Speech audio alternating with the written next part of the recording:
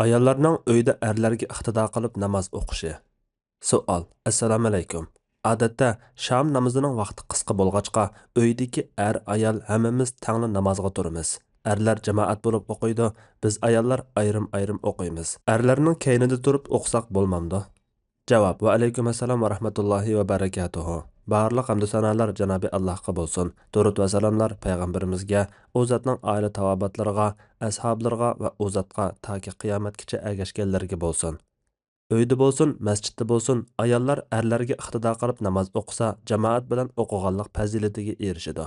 Nafi Abdullah ibn Umar raziyallohu anhumadan rivoyat qiladi-ki, Rasululloh sallallohu alayhi vasallam jamoat bilan o'qilgan namozning fazilati yolg'iz o'qilgan namozdan 27 daraja ortiqdir degan. Yana bir rivoyatda jamoat bilan o'qilgan namozning fazilati yolg'iz o'qilgan namozdan 25 daraja ortiqdir deb kelgan.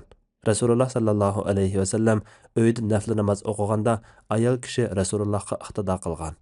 Anas ibn Malik radhiyallohu anhu so'zlab berdiki, uning momisi Mulayka Rasululloh sallallohu alayhi vasallam uchun taom tayyorlab, u zotni chaqirdi. Rasululloh taom yeb bo'lib, "Turinglar, men sizlarga namoz o'qib beray" dedi.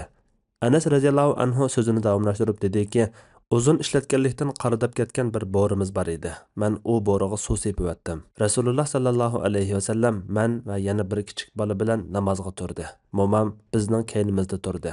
Ondan Rasululloh bizga 2 rakat namoz o'qib berdi. Shunga erlar uyda namoz o'qigan ahvolda ayollar erlarga iqtido qilib bu fazilatni qo'ldan bermasa yaxshi. Allah eng to'g'risini bilguchidir. Fatvoda Doktor Abdul Aziz rahmatulloh. Fatvolar majmuasi 1-tom 59 numurliq fatvo.